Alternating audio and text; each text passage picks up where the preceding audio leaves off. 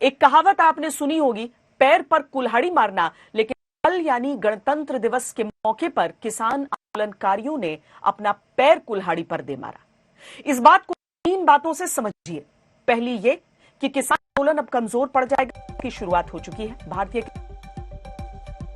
और राष्ट्रीय किसान मजदूर संगठन ने आंदोलन कर दी है। दूसरी ये कि जिस आंदोलन के जरिए किसान सरकार को 1.5 साल के लिए कृषि कानून स्थगित करने के लिए मजबूर कर चुके थे, अब सरकार पर ज्यादा नहीं होगा। लोग कह रहे हैं कि अब सरकार को कार्रवाई करने का आधार मिल गया है। तीसरी बात यह कि जो किसान नेता इस आंदोलन का नेतृत्व कर रहे हैं, उनकी विश्वसनीयता पर सवाल लग गए। कह रहे थे कि ट्रैक्टर मार्च शांतिपूर्ण होगा, गारंटी ले रहे थे, लेकिन सब बेकार साबित हुआ। तो ये वो साइड इफेक्ट्स हैं जिसका खामियाजा लाल किले में हुई हिंसा के बाद किसान आंदोलन को झेलना पड़ेगा। लेकिन सवाल यह है कि इस हिंसा का जिम्मेदार कौन है। ये समझने से पहले हिंसा के बाद पुलिस और प्रशासन की अब तक की कार्रवाई का अपडेट आपको दे देते हैं। अब तक जानलेवा हमले और डकैती की धाराओं में 25 से ज्यादा केस दर्ज किए गए। ट्रैक्टर रैली की शर्तें तोड़ने के केस में किसान नेताओं को आरोपी बनाया गया है। 50 से ज्यादा उपद्रवियों को अब तक हिरासत में लिया जा चुका है और 19 लोगों को गिरफ्तार किया गया है। इसके बाद लाल किले पर रैपिड एक्शन फोर्स की 15 टुकड़ियों को तैनात किया गया है। ट्विटर ने भी ट्रैक्टर रैली के दौरान हुई हिंसा से 550 से ज्यादा अकाउंट्स को सस्पेंड किया है। यानी पुलिस इस हिंसा के लिए किसान संगठन और किसान नेताओं को जिम्मेदार मानती है, लेकिन किसान नेता हिंसा को पुलिस की नाकामी और सरकार की साजिश करार दे रहे हैं। तो आखिर इस हिंसा की जिम्मेदारी कौन लेगा? पुलिस जिसने तमाम खतरों के बावजूद ट्रैक्टर रैली को इजाजत दी, या वो किसान नेता जो ट्रैक्टर रैली के शांतिपूर्ण रहने की गारंटी दे रहे हैं?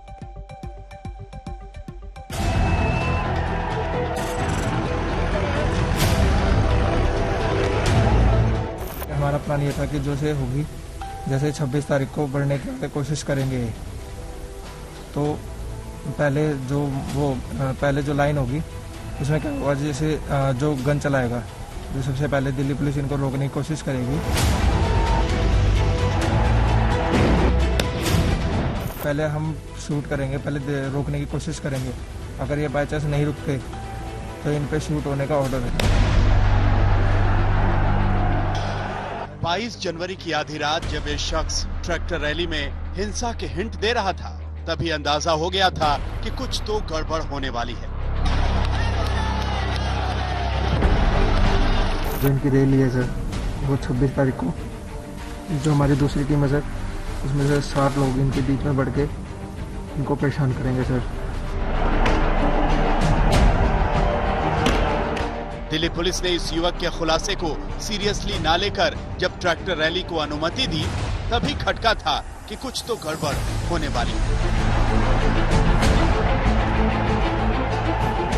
और अब जबकि गड़बड़ हो चुकी है, तब अब लकीर पीटने के सिवा कुछ बचा नहीं है।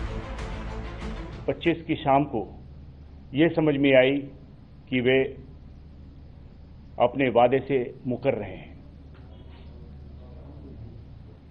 जो अग्रेसिव और मिलिटेंट एलिमेंट्स थे उनमें से उनको उन्होंने आगे कर दिया।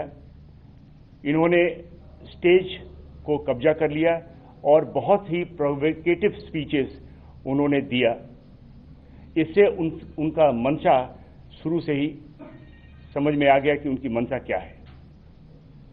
फिर भी दिल्ली पुलिस संयम से काम की। सुबह 6:30 बजे से ही वे बैरिकेड तोड़ने को तैयार हो गए।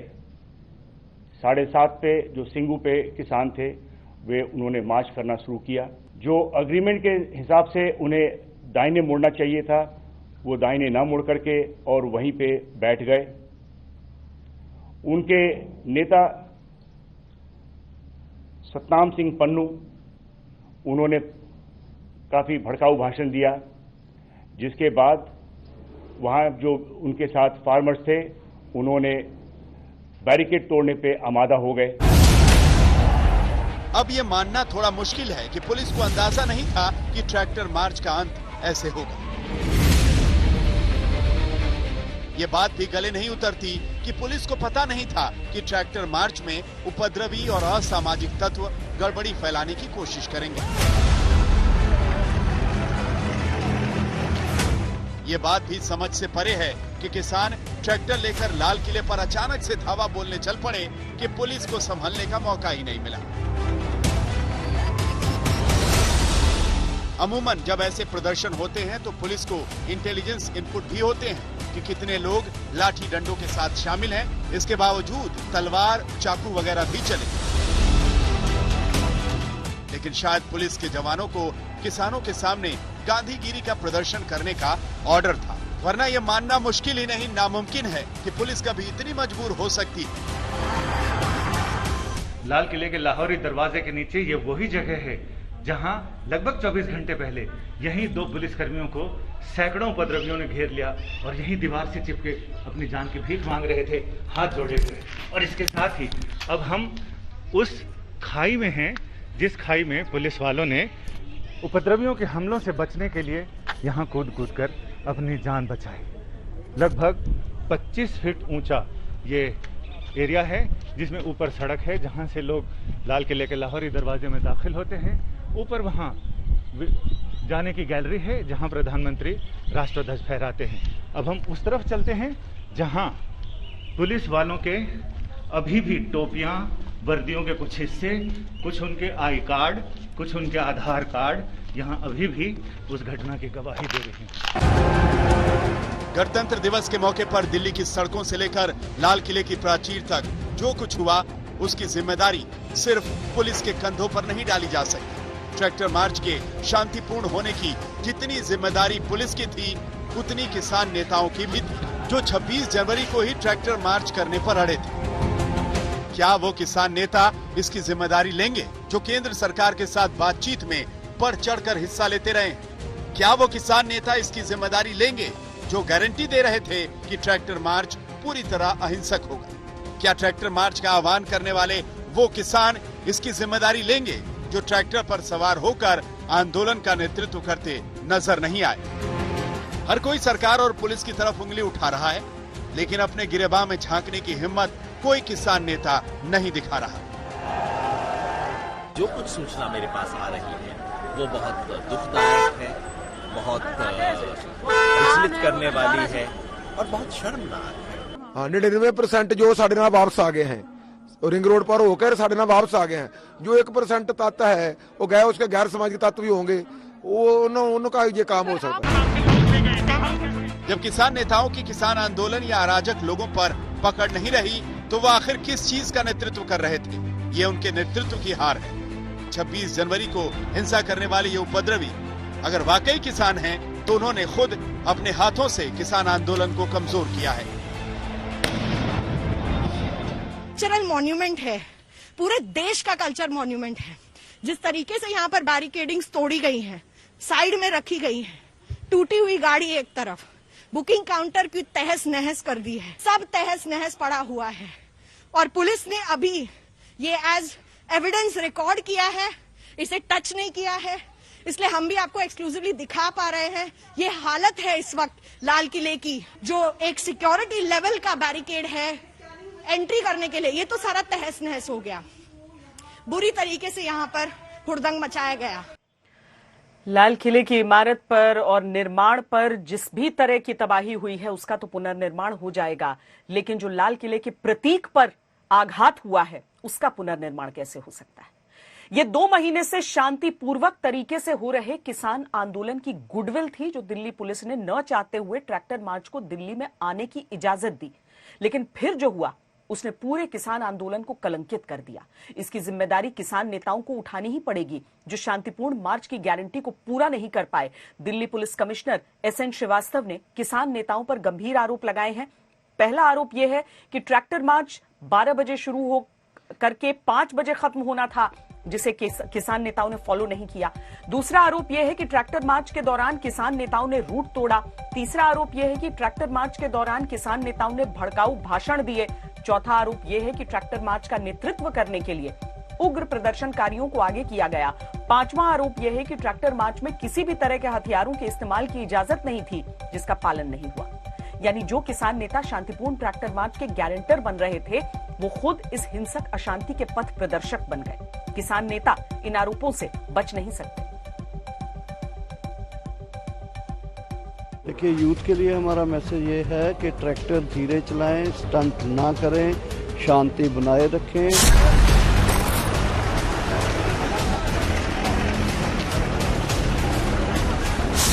आंदोलन पिछले 7-8 महीने से एक पत्ता तक नहीं तोड़ा किसी ने, पीसफुल रहा है। तो आगे किसान तो वायलेंस करेंगे नहीं।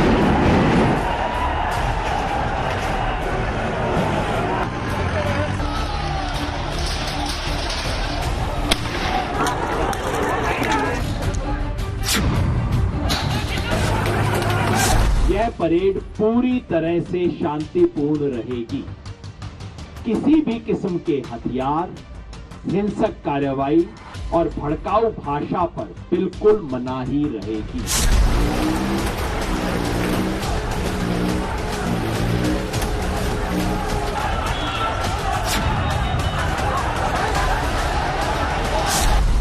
ये वो लोग हैं जो खुद को बड़ा किसान नेता मानते हैं, जो कह रहे थे कि लॉ एंड ऑर्डर की जिम्मेदारी उनकी है, जो बड़े जोश में कह रहे थे वो गारंटर हैं शांतिपूर्ण ट्रैक्टर मार्च।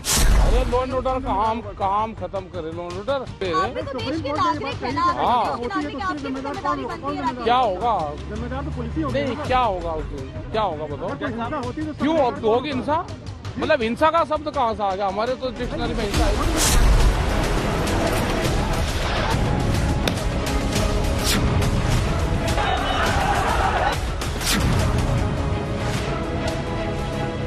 राकेश टिकैत कह रहे थे कि हिंसा का शब्द तो उनके शब्दकोश में है ही नहीं, लेकिन उनके दिमाग में क्या चल रहा था वो अब वायरल हो चुका है। ज्यादा कैडी पेड़ रही सरकार,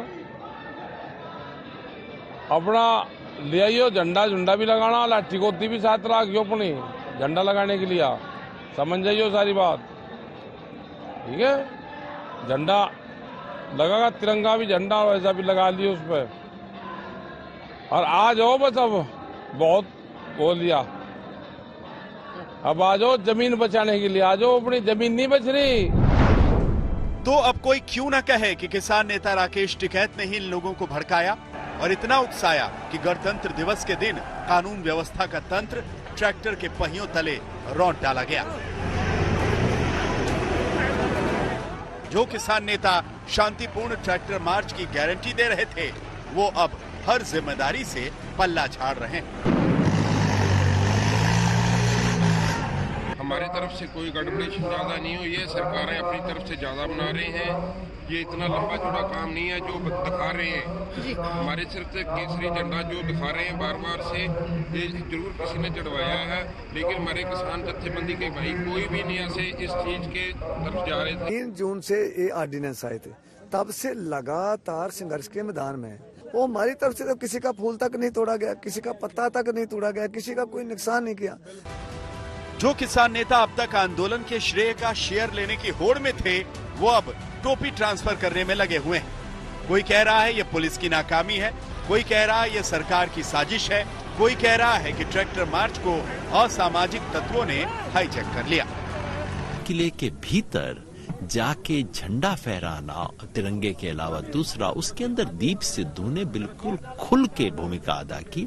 ये वो दीप सिद्धू हैं जो पिछले 4 महीने से किसान संगठनों के साथ लिपटने की कोशिश कर रहे हैं।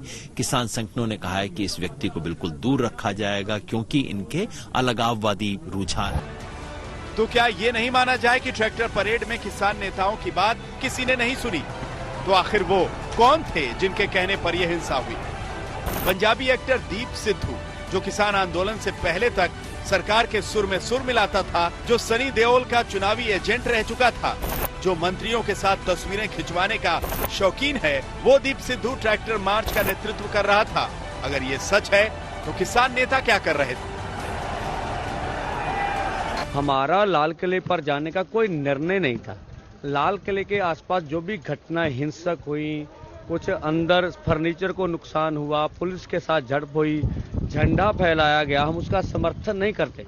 हम उस घटना की निंदा करते, भर्त्सना करते। इससे जो देश की नेशनलिटी उसको जो सम्मान में ठेस पहुंचती है, हमें उस पर खेद है। इसमें किसी एक शख्सियत को अगर आप बोलें भी उसने भड़काहट की है, तो कभी भी संघर्ष, इतना बड़ा संघर्ष वो किसी एक शख्सियत या एक व्यक्ति के ऊपर डिपेंड नहीं होता। इस बात को समझना बड़ा जरूरी है।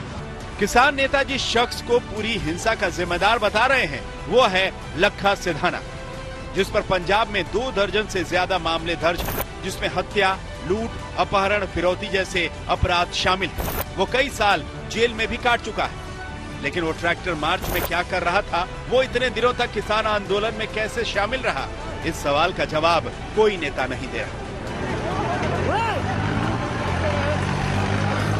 हिंसा की सारी जिम्मेदारी से इतनी आसानी से पल्ला झाड़ कर निकल जाना किसान नेताओं के लिए इतना आसान नहीं होगा। ये तस्वीरें सबूत है इस बात की कि किसान नेताओं ने ट्रैक्टर मार्च निकालने की जिद तो पूरी कर ली, लेकिन शांतिपूर्ण मार्च का अपना वायदा पूरा करने में फेल हो गए। सबूत मिलने के बाद कई किसान नेताओं पर एफआईआर दर्ज हुई है, जिसमें योगेंद्र यादव, राकेश टिकैत जैसे बड़े नेता शामिल हैं। इन नेताओं ने एक के बाद एक भड़काने वाले बयान दिए हैं, ऐसा कहना है दिल्ली पुलिस का। इसके अलावा एफआईआर जो दर्ज है उसमें साफ साफ लिखा हुआ है कि जो भीड़ थी उसका नेतृत्व ये तमाम नेता कर रहे थे और वो भीड़ अचानक उग्र हो गई, पुलिस वालों पर हमले किए, बैरिकेड तोड़े। इसके बाद कई संगीन धाराओं में तकरीबन 22 से ज्यादा एफआईआर दिल्ली पुलिस ने दर्ज कर ली है। फिलहाल मामले की जांच चल रही है और बहुत मुमकिन है कि जांच क्राइम ब्रांच या स्पेशल सेल को सौंप दी जाए।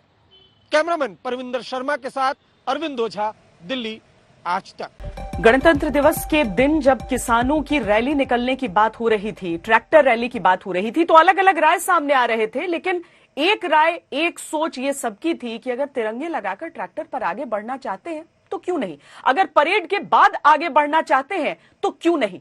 किसी ने नहीं सोचा था जो मंजर गणतंत्र दिवस के दिन देखने को मिला वो मिल भी सकता है। हमारे साथ इस समय वीएम सिंह, संयोजक अखिल भारतीय किसान संघर्ष समन्वय के, जुड़ रहे हैं।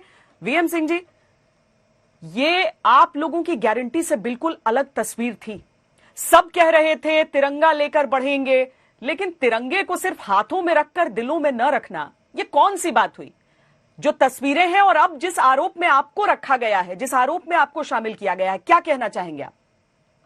देखिए, ऐसा है, मैं अखिल भारतीय किसान संघर्ष समन्वय समिति की तरफ से नहीं, राष्ट्रीय किसान मजदूर संगठन के संयोजक होने के नाते जो गाजीपुर में हम लोग बैठे थे, आपसे बात करना चाहूंगा। हमें जब लगा परसों 25 तारीख को कि यहाँ पर हो सकता है कोई दिक्कत आए, क्योंकि जो एडवाइजरी आई थी उसके मुताबिक चलना था, तो हमने 2 बार रूट चेक किया, एसपी के साथ और एडीएम के साथ, डीएम और एसएसपी से बात भी हुई। उसके बाद उसी रूट पे बात हुई, तो हमने कहा कहीं अगर इसमें जो परिवार गाजीपुर का है दिक्कत ना आए, तो राकेश टिकैत से भी बात की हम लोगों ने कि भाई इसमें हम लोग एक ही तरह चलेंगे और ये फॉलो करेंगे। पर कहीं ना कहीं वहां जब उन्होंने कह दिया कि नहीं ठीक है हम सब फॉलो करेंगे, तो एक तसल्ली हुई कि नहीं हम सब साथ चलेंगे। और यहाँ के बाद हम जो है हम कहने वाले थे और हम कह भी रहे थे कि आपने पंजाब से बहुत वार्ता कर ली, उत्तर प्रदेश सबसे ज्यादा गन्ना लगाता है, धान लगाता है, गन्ना गेहूं लगाता है, हमसे भी वार्ता करो। तो सुबह 11 बजे का समय था, जब 11 बजे आए तो मालूम चला 10 बजे पहले ही लोग निकल के बैरियर तोड़ के भाग गए थे। तो उस पर ठेस पहुंची और सबको ठेस ये पहुंची कि संविधान जिस दिन हमारा घोषित हुआ था बना अलग था, पर कॉन्स्टिट्यूशन जो हमें जो रिपब्लिक मिला था वो 1950 के अंदर 26 जनवरी को था। और रिपब्लिक डे के ऊपर जो झंडा हमारा वहां फहराया जा रहा था, उस झंडे के बदले वहां पर कोई और झंडा लगाया गया, उससे सबको ठेस पहुंची। और उसी कारण हम लोगों ने अपनी मीटिंग लोगों ने करी। इतना मैं आपसे कह दूं, सिंह जी, आप भी इसे कुछ शरारती तत्वों के ऊपर थोपेंगे फिर, या फिर इस बात को समझेंगे कि हाँ नेतृत्व विहीन नजर आ रहा था उस समय, जिसको जो मन कर रहा था वो हो रहा था वहां पर? मैंने आपसे कहा ना, एफआईआर मेरे खिलाफ भी हुई है और मैं चाहता हूं मेरे समेत जितने लोगों के खिलाफ हुई है पूरी इंक्वायरी हो और जो उसमें दोषी पाए जाए सख्त से सख्त कार्रवाई की जाए जरूर। और वहीं पर ही जहां प्रशासन से गलती हुई है कि अगर मालूम था कि लाल किले के अंदर, लाल किला क्यों पहुंचे अलग मामला है, कैसे पहुंचे अलग मामला है, पर वहां जाके तिरंगे की जो बात आई जो सबको ठेस पहुंची है, वहां पर आपने कवर क्यों नहीं दिया जब 2 महीने से बात चल रही थी कि वहां पर जो झंडा फहराएगा उसको इतना इनाम दिया जाएगा? आपने क्यों नहीं किया? वहां पर पूरे के पूरा करके, और जो गिल्टी हो सख्त से सख्त कार्रवाई होनी चाहिए, क्योंकि ये आम साधारण बात नहीं है। रिपब्लिक डे हम सब के लिए गर्व का दिन है। मर्यादा के अंदर रहना चाहिए, गरिमा में रहना चाहिए, और वही गरिमा अगर टूटती है तो सबको ठेस पहुंचती है। इसीलिए मेरे संगठन ने कहा है कि अगर हम लोग ताकत दे रहे हैं बाहर से बाकी संगठनों को जो वार्ता कर रहे हैं, और हमारी बात एमएसपी की बात भी नहीं आ रही है, और अगर ऐसा काम हो रहा है तो हमें इसके अंदर रहने का कोई औचित्य नहीं है, बाहर से सपोर्ट देने का भी कोई औचित्य नहीं है। वीएम सिंह जी, आज मेरी मुलाकात ऐसी पुलिस वालों से हुई है, उस महिला से जिसे घेर कर पीटा गया था, पसलियां टूटी हुई हैं उस लड़की की। एक गैलेंट्री मेडल विनर हैं जिन्होंने एंटी टेरर बहुत ऑपरेशंस किए हैं, लेकिन आज सर में तलवार की चोट लेकर वो अस्पताल में भर्ती हैं। आप कुछ कहना चाहेंगे उन सब से? किसानों की मांगों के साथ सब हैं, सब चाहते हैं कि इसका समाधान निकले, लेकिन वर्दी के पीछे भी तो इंसान ही है। हम अगर अपनी बात करते हैं, वो अपनी ड्यूटी करते हैं। जैसे हम कहते हैं जय जवान जय किसान, ऐसे नहीं कहते हैं। ये केवल नारा नहीं रहे। अगर एक दूसरे की इज्जत करना नहीं सीखेंगे, काम नहीं चलेगा। उनसे जरूर मैं सबकी तरफ से माफी जरूर मांगना चाहूंगा जो इस स्टेट के अंदर हैं। पर यह मैं आपसे कहना चाहूंगा कि हम लोगों ने, राष्ट्रीय किसान मजदूर संगठन ने केवल बाहर से सपोर्ट दिया, और हमने वही किया जो एडवाइजरी में था, 1 इंच आगे पीछे नहीं किया। और उसके बाद मैं कह रहा हूं जांच करो ना, अगर हम दोषी हो हमको भी जेल भेजो, हमको भी जेल भेजो, सबसे पहले भेजो। पर इतना मैं जरूर कहना चाहूंगा, हमारी परेड में हजारों ट्रैक्टर्स थे, लोगों ने फूल बरसाए, खाना दिया, पीने को पानी दिया। डीएम एसएसपी भी देख रहे थे उसको उस समय, और हमारे आगे एसपी चल रहे थे। हमने अपनी तरफ से मर्यादा नहीं तोड़ी है। अगर तोड़ी हो तो बिल्कुल एविडेंस के साथ हमारे खिलाफ भी करिए। पर हम जरूर चाहेंगे, ये जो आंदोलन था, ये आंदोलन किसानों का है, और किसान चाहता है अपनी एमएसपी की गारंटी। ये आंदोलन आज का नहीं है, 20 साल से, 20 अक्टूबर 2000 से चल रहा है उत्तर प्रदेश में आंदोलन। जैसे आपको मालूम है, आजादी का क्विट इंडिया चला था 9 अगस्त 1942 को, और आजादी मिली थी 5 साल बाद। वैसे ही उस आंदोलन में कहीं बारडोली था, कहीं चोरी चोरा था, कहीं कहां था। वैसे ही इस आंदोलन को यह मत सोचे खत्म हो गया है, इसको फिर से रीग्रुप करके हम लोग जो है ढंग के तरीके से फिर से उठाकर और किसानों को घर में फायदा जो कराने वीएम सिंह जी, दरअसल अन्नदाता को जीवन दाता के तौर पर ही देखना सब पसंद करते हैं। हिंसा की ऐसी तस्वीरें मेल नहीं खाती हैं। बहुत शुक्रिया हमसे बातचीत करने के लिए। तो कुल मिलाकर अगर हम नुकसान देखें हिंसा जो हुई है उससे, उसमें किसान आंदोलन को खुद भी नुकसान हुई है, लेकिन बातचीत के जरिए ही रास्ता निकल सकता है, इतना स्पष्ट हो चुका है। दिल्ली में हुई हिंसा के लिए जितने जिम्मेदार वो उपद्रवी हैं जिन्होंने हिंसा की, उतने ही दोषी वो किसान नेता जिन्होंने हिंसा भड़काने वाले बयान दिए और अपने गैर जिम्मेदाराना बर्ताव से ट्रैक्टर मार्च को हिंसा की मशाल बना डाला। इस हिंसा में 394 पुलिसकर्मी घायल हुए हैं, जिनमें से 124 अस्पतालों में भर्ती हैं, कुछ आईसीयू में भी हैं। मैंने अस्पताल में भर्ती पुलिस वालों का हालचाल जाना, उनकी कहानी जानी।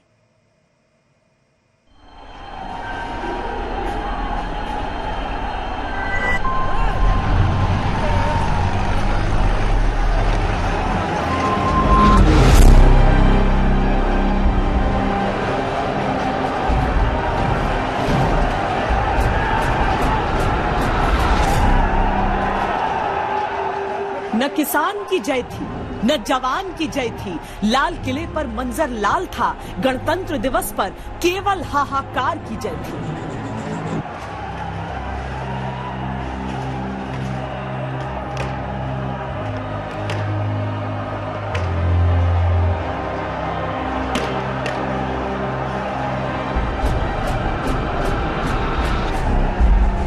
आंदोलन प्रतीकों से चलते हैं, लिहाजा गणतंत्र दिवस का प्रतीक बड़ा था, लाल किले का प्रतीक बड़ा था। जो रास्ते में आया वो खाक, जिसने संयम दिखाया वो भी राख।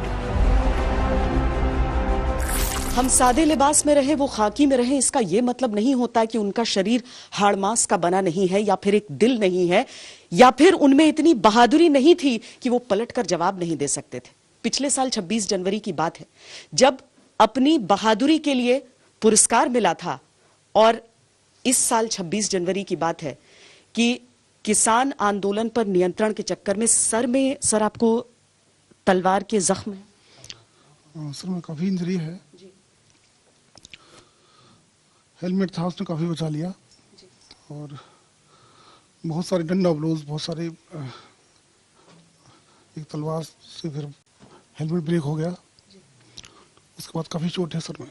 जैसे ही रैंप पर खाली कराया तो नीचे जो जगह थी लाल किले के अंदर, वहाँ बहुत सारे लोग थे, वो एग्रेसिव हो गए और लोग हर तरह के हथियार थे उनके पास, तलवारें थी, भाले थे, फरसे थे। तो उन्होंने नीचे हमारे साथियों पर अटैक करना शुरू कर दिया। उसमें हमारे कई साथी इंजर्ड हो गए, जिनमें एक कांस्टेबल था जो बहुत ज़्यादा इंजर्ड था और उसके सर में बहुत ज़्यादा इंजरी थी और हमें लग रहा था कि वो मौके पर ही कोलैप्स ना हो जाए। तो लगा कि इसको लेके जाना बहुत ज़रूरी है यहाँ से। तो मैं उसको लेके निकला वहाँ से, कैसे इसको हॉस्पिटल पहुँचाऊँ, बाहर निकाल के कैसे भी रेड फोर्ट से। हमने कहा रिक्वेस्ट कर लेंगे लोगों से और कि उसकी चोट लगी है, इसको ले जाने दो।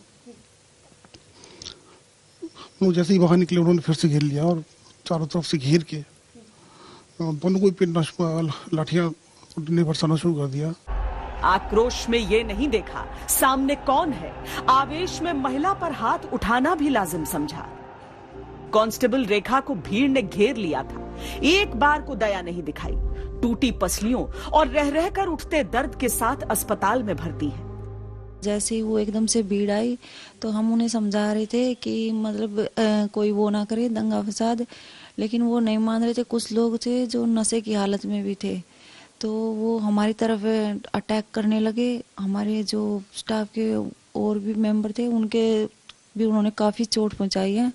इसी बीच फिर हम अपनी जान बचाने के लिए भागने लगे। तो जैसे ही सब भाग भाग के उसमें खाई में कूद रहे थे, हम भी ने भी सोचा कि हम भी यहीं से निकल जाए, तो वो ग्रिल टूट के गिर गई और हम उस ग्रिल के नीचे दब गए। आंदोलन अधिकार है, प्रदर्शन करना हक है, अपनी मांगे रखना जायज है, पर जो हुआ उसका तर्क क्या है? वो नशे की हालत में इतने चोर थे, उन्हें खुद नहीं पता था कि वो क्या कर रहे हैं, किसे मार रहे हैं। को किसी की सुनने को कुछ भी तैयार नहीं थे। उनसे बहुत बार शांति की अपील साहब ने खुद की थी, हमारे सीनियर ऑफिसर्स ने, और काफ़ी बार उनको उनके खुद के उनके लोगों के द्वारा कराई गई थी कि आप लोग शांति बनाए रखें, लेकिन उन्होंने बहुत उपद्रव किया और काफ़ी चीज़ों के साथ उन्होंने लाठी, डंडे, भाले, तलवारें, इस तरह की चीज़ों के साथ उन्होंने कंटिन्यू पुलिस के साथ मारपीट जारी रखा है। नोटबंदी, जीएसटी और रेरा से बेहाल रियल एस्टेट सेक्टर के लिए कोरोना काल सबसे बुरा दौर साबित हुआ। कोरोना के असर से 2020 में घरों की बिक्री 50% लुढ़क गई। अब ये सेक्टर बजट में अपने लिए रियायतों की मांग कर ही रहा है, साथ ही लोगों को भी टैक्स छूट देने की डिमांड प्रॉपर्टी मार्केट उठा रहा है।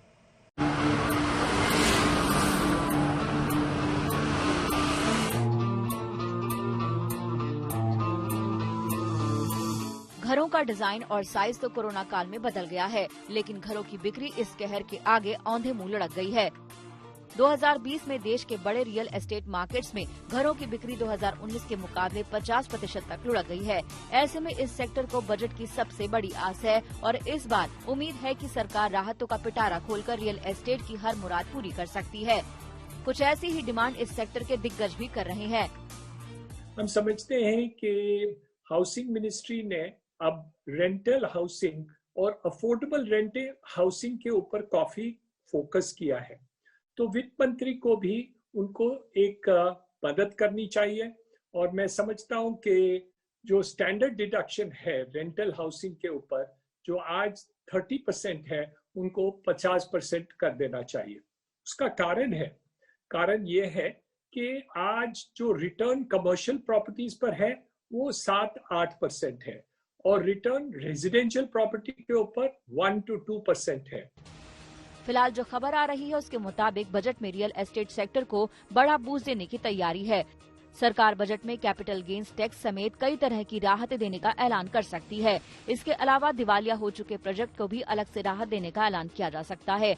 इंफ्रा प्रोजेक्ट के लिए भी आने वाले बजट में बड़ी राहत की खबर आ सकती है। रियल एस्टेट सेक्टर को स्टैंप ड्यूटी से छूट देने का भी प्रस्ताव है।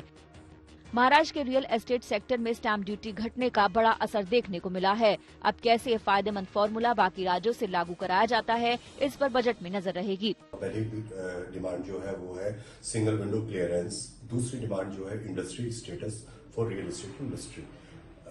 अगर हमने इसका डायरेक्ट बेनिफिट कंज्यूमर के तौर पे देखा जाए या डेवलपर के तौर पे देखा जाए तो सबसे बड़ा बेनिफिट सिंगल विंडो क्लियरेंस का यह है कि जो प्रोजेक्ट खरीदने के बाद हम लॉन्च करते करते 1.5 साल 2 साल लग जाते हैं, 18 से 24 महीने लग जाते हैं क्लियरेंस करते करते, अगर वो पीरियड हम लोग 3 महीने 4 महीने के अंदर में उसको सिंगल विंडो क्लियरेंस से हासिल कर पाते हैं तो एक इंटरेस्ट कॉस्ट बहुत बचत होगी, एडमिनिस्ट्रेशन कॉस्ट बचत होगी और इसका सीधा बेनिफिट जो है कंज्यूमर को मिलेगा।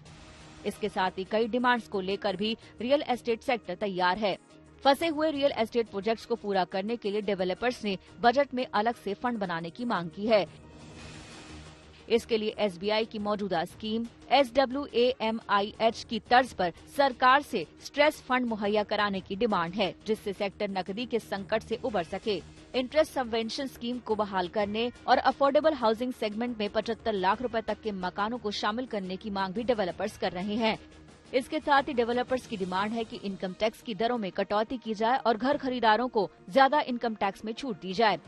स्पेसिफिकली जो रजिस्ट्रेशन की कॉस्ट है, जो रजिस्ट्री की कॉस्ट है वो कम करनी चाहिए। GST के ऊपर also they shall give some additional rebate कि rather than 18% GST they shall be charging 12% for a particular financial year, so that कि जो इनपुट कॉस्ट है वो कम हो सके बिल्डर के लिए भी और कस्टमर के लिए भी, एंड इवन जब रजिस्ट्री की कॉस्ट कम की जाएगी उससे भी कस्टमर की अफोर्डेबिलिटी बढ़ेगी। हमें उम्मीद है कि फाइनेंस मिनिस्टर 80C के तहत necessary tax exemptions, stamp duty deductions और अच्छे टैक्स में कटौती देखने को मिल सकती है और डेवलपर के लिए भी लैंड परचेज के अंदर स्टैम्प ड्यूटी में कटौती देखने को मिल सकती है।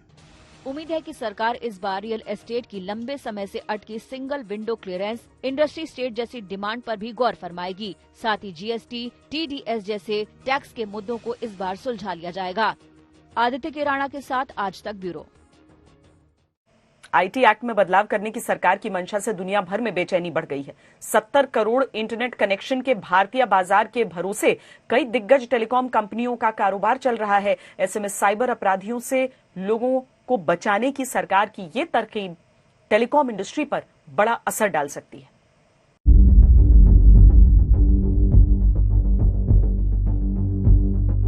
हाल ही में आई व्हाट्सएप की प्राइवेसी पॉलिसी सोशल मीडिया की बढ़ती दादागिरी का नमूना है। बीते कई बरसों में सोशल मीडिया ने अर्थव्यवस्था से लेकर समाज तक हर हिस्से में अपनी गहरी पैठ बना ली है। ऐसे में इनके बहाने आम लोगों के साथ भी फ्रॉड होने लगे हैं। इसके अलावा भी कोरोना काल में तो डिजिटल का ऐसा दौर आया कि हर कोई पैसे से लेकर काम और पढ़ाई तक सब मोबाइल लैपटॉप पर कर रहा है। इसमें अब साइबर फ्रॉड की शिकायतें लगातार बढ़ने लगी हैं। लोगों के बैंक खातों पर ऐप्स और दूसरे माध्यमों से साइबर अपराधी सेंध लगा रहे हैं। इसी वजह से अब सरकार ने तय कर लिया है कि वो 20 साल पुराने IT एक्ट के बदलते दौर के मुताबिक बदलाव करेगी। जानकारों का ये भी मानना है कि मौजूदा माहौल में भरोसेमंद डिजिटल माहौल बनाने के लिए सरकार को ये कदम तुरंत उठाना चाहिए। रिवाइज IT एक्ट में हमें कुछ बदलाव लाने की उम्मीद है, जिसमें कॉरपोरेट को कुछ मैंडेटरी कदम उठाने पड़ेंगे, जिससे वो अपने कस्टमर का डेटा सुरक्षित रख सकते हैं, जैसे कि appointment of chief information security officer या CISO technical cyber security expert होगा, जो ऑर्गेनाइजेशन की और कस्टमर की डेटा सिक्योरिटी और गवर्नेंस के लिए जिम्मेदार होगा। दरअसल IT एक्ट 2000 में बना था और इसमें अभी तक केवल एक ही बार यानी 2008 में संशोधन किया गया था। लेकिन अब इस एक्ट के कई हिस्से स्मार्टफोन और सोशल मीडिया की भीड़ में बेमतलब हो गए हैं।